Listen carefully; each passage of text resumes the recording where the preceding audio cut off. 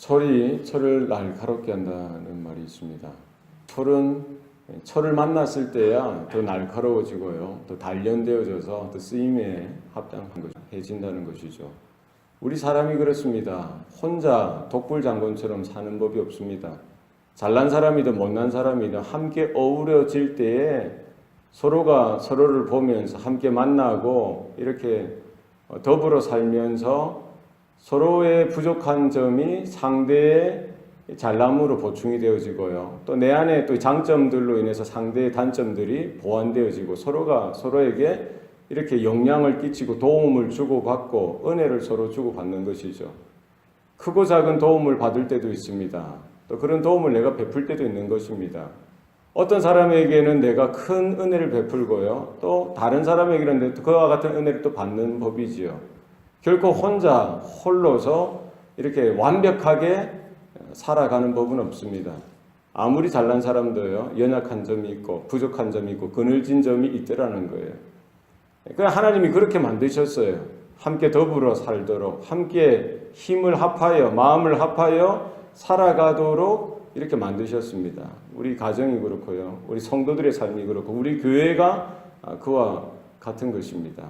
오늘 다윗을 보면은 다윗이 늘 언제나 완벽하게 혼자서 다 일을 처리한 것이 아닙니다. 그 옆에 그를 도와주는 사람도 있었고요, 물론 또 다윗을 이렇게 어렵게 곤란하게 만드는 사람들도 있었습니다. 이런 다양한 사람들이 함께 어우러져 모여 살면서 서로가 서로에게 때로는 시험거리가 되고 상처도 되겠지만 그에게 이런 힘이 되어지고 지혜가 되어지고 또 다르게 이렇게 성장할 수 있는 기회의 발판이 되어지는 것을 볼 수가 있는 것이죠. 압살롬을 따르는 군인들과 또 다윗에 추종하는 군인들이 이렇게 전쟁을 하여서 결국 압살롬의 군인들이 패하게 됩니다. 그 전쟁에서 압살롬도 죽게 되어지죠.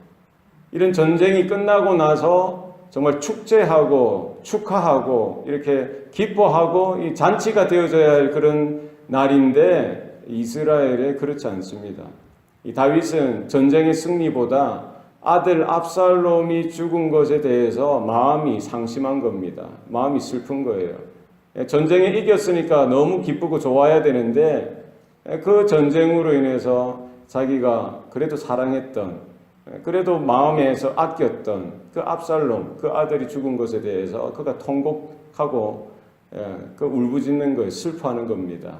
소리 높여서 부르는 거예요. 압살롬아, 압살롬아, 내 아들 압살롬아, 어떡하냐? 내가 죽었어야 되는데 차라리 너가 살고 내가 죽어야 맞는 건데 어떻게 완전히 이게 잔칫날이 되어져야 될 이 종전, 이 승리의 그 날들이 왕이 이렇게 슬퍼하고 대성통곡하고 하니까 온 백성들이 오히려 그날의 승리가 그들에게 슬픔이 되었다라고 성경이 이야기하고 있는 것이죠. 민심이 이게 보통이 아닙니다. 민심이 이렇게 어지러워지는 거예요. 오히려 승리하고 기뻐하여 미래로 나아가고 정말 유다와 이스라엘이 통합하여서 하나가 되어서 흩어진 민심도 모아서 단결하여 새로운 미래로 나아가야 될 그 시점에 왕이 방향을 찾지 못하고요, 정말 자신의 개인적인 감정에 복받쳐가지고 자기의 개인적인 이런 슬픔에 깊이 잠겨서 백성들의 마음을 헤아려 주지 못하고 있는 것이죠. 그러니까 사람들이 이제 요압 장군에게 가서 이야기를 하고, 요압은 그런 이야기를 듣고요, 고심을 길게 하지도 않죠. 바로 왕에게 나아가서 단도직입적으로 이야기하는 겁니다. 직설을 하는 것이죠. 왕이요, 왜 이렇게 하십니까? 지금 왕의 생명과 왕의 자녀의 생명과 왕의 처첩과 비빈의 생명을 구원한 두 아들의 마음을 헤아리지 않습니까? 어찌 왕은 사랑하는 자를 미워하고 미워하는 자를 사랑하고, 차라리 우리가 대신해서 압살롬이 살고 우리가 차라리 죽었으면 왕의 마음이 더 기뻤겠나이다. 왕이 왜 이러고 있습니까? 이러시면 안 됩니다. 지금 당장이라도 나가셔서 백성들의 마음을 헤아리시고 그들의 마음을 다독거리셔서 하나가 되어져서 이런 기뻐하는 날 같이 기뻐하고 미래로 나가야 되는 그런 시점이 아닙니까? 이렇게 독촉하는 거예요. 아무리 이렇게 용기가 있는 사람도요, 왕에게 함부로 나아가서 이렇게 직언하기가 결코 쉽지 않더라는 거예요. 요압에 이런 기질이 있던 거예요. 그는 장수였고 전략가였고 아주 지혜가 있는 사람이죠. 때로는 너무나 용기가 넘쳐서 다윗이 이렇게 명령한 것 위에 더 큰 일들을 할 때도 있었던 것입니다. 그는 아브넬과 압살롬도 이렇게 가차없이 쳐 죽이는 그런 용맹이 있었던 것을 볼 수가 있는 것이죠. 어쨌든 그는 용기를 내어서 백성들을 대신해서 왕에게, 다윗에게 나아가서 직언하고 직설했던 것입니다. 우리에게 이런 사람이 필요합니다. 늘 언제나 귀에 바른 소리, 듣기 좋은 소리, 그냥 마음에 이렇게 간지러주는 이런 소리만 듣기를 원한다면은 전혀 우리는 발전이 없는 거예요. 내가 잘못한 것에 대해서, 부족한 것에 대해서, 정말 필요한 것에 대해서 말해줄 수 있는 사람이 옆에 있어야 된다는 거예요. 그리고 충고해줄 수 있어야죠. 이것이 정말 잘못된 것이고 나라를 보고 민족을 보고 공동체를 볼 때에 잘못된 길로 나아가는 것이 분명한데 그 개인적인 감정이 너무 심취해서 그렇게 묶여 있는 그런 다윗에게 이렇게 직설할 수 있는, 직언할 수 있는 그런 충신이 필요한 것입니다. 요압은 그런 역할을 했던 것입니다. 더 감사한 것은 뭡니까? 요압이 그렇게 직설적으로 아주 정난하게 이야기를 하는 것이죠. 어떻게 보면 무례할 정도로 느껴질 수도 있지만 다윗은 그 이야기를 들을 수 있었던 거예요. 지도자는 그런 그릇이 되어야 합니다. 자기가 연약할 수 있잖아요. 부족할 수 있잖아요. 그것을 인정하고 들을 수 있어야죠. 누가 이야기하든지 그것이 바른 이야기이고 공동체나 나라나 민족에 필요한 이야기면은 그것을 들을 수 있는 그런 마음이 되어 있어야 됩니다. 사실은 이 다윗이 감정이 얼마나 북받쳐 오르는 그런 슬픔 가운데 놓여져 있습니까? 그런 중에서도 이런 요압 장군의 그 말 한마디가 다윗의 정신을 깨우치고요. 마음을 다시 흐트러졌던 마음을 다시 잡는 그런 기회가 되었던 것입니다. 요압도 대단한 것이고요. 다윗은 더 대단한 것이죠. 왕의 체면이 있고 왕의 자존심이 있고 자기의 그런 신분, 위치가 있음에도 불구하고 그 부하가 하는 말을 귀담아 듣고요. 고치는 거예요. 이것이 우리 크리스찬들이 해야 되는 일들이고 이것이 우리 지도자들이 해야 될 일들입니다. 아무리 어린 아이가 하는 이야기도 들을 수 있어야 됩니다. 아무리 존재감이 없는 사람이 이야기를 할지라도 그것이 바른 이야기고 하나님께서 나를 깨우치려고 하시는 그 분명한 메시지이면 그것을 들을 수 있어야 되는 거예요. 우리가 이런 태도가 우리 가운데 있기를 바랍니다. 오늘 본문에 보면은 또 이제 다윗이 정신을 차리고요. 이 성문 앞에 가서 백성들을 만나고 백성들의 이야기에 귀를 기울이고요. 그들의 마음을 다독이고 흩어졌던 민심을 다시 사로잡는 것이죠. 그리고 지방으로 순시하게 되어집니다. 요단강가로 가서 또 요단강을 건너고 마하나임까지 가서 흩어졌던 그런 사람들의 이야기를 듣고 이런저런 그런 여러 사연들이 많은 거예요. 난리통에, 전쟁통에 여러 사연들이 많습니다. 그런 사람들의 이야기를 들어주고 또 여러 가지 맺혔던 것을 풀어주고요. 이런 문제들을 이렇게 다루면서 흩어진 민심들, 정말 여러 가지 갈등과 반목과 여러 가지 전쟁으로 인해서 상처 입은 그런 마음들을 어루만져주는 그런 걸음을 하게 되어지는 것을 볼 수가 있습니다. 그 중에 또 이제 다윗이 요단강가 근처로 이제 가게 되니까 이제 시므이라는 사람이 쫓아와서 다윗에게 엎드려서 자신의 과거에 잘못된 것을 이렇게 고백하고 자신의 과거를 잊어달라고 자기가 패역해서 죄악을 왕에게 저질렀던 것을 용서해달라고 간곡하게 이렇게 사죄하는 일들이 일어나는 것이죠. 이 시므이가 누구입니까? 압살롬이 반역을 일으켰을 때에 다윗이 급하게 진짜 도망치듯이 자신의 목숨줄 하나라도 지키기 위해서 그냥 도망치듯이 예루살렘을 빠져나올 때에 시므이가 도망가는 안 그래도 마음이 찹찹하고 얼마나 힘들었겠어요.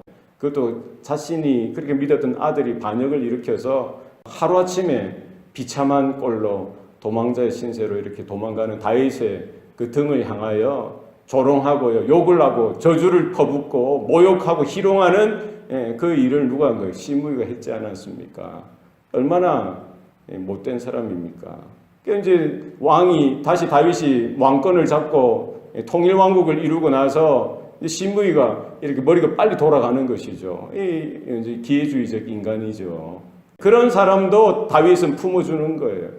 그 옆에 아비새 장군이 와서 아니 저 사람은 쳐 죽여야 될 인간인데 용서하면 되겠습니까? 죽여야 되지 않겠습니까? 이렇게 거두는 것입니다. 그러나 다윗은 그 아비새의 말을 듣지도 않고요. 내가 용서하는데 네가 왜 자꾸 끼어드냐? 이렇게 잠잠하라. 네가 왜 상관하느냐? 조용하라. 내가 어떻게 이날에 생명을 빼앗아갈 수 있겠느냐 하면서 그 아비새의 그 말이 사실은 맞는 말이에요. 그렇지 않습니까? 또 정말 큰 죄를 지은 사람이죠. 여호와의 기름 부음 받은 자를 저주하고요, 조롱하고 욕하는 것은 잘못된 것이죠.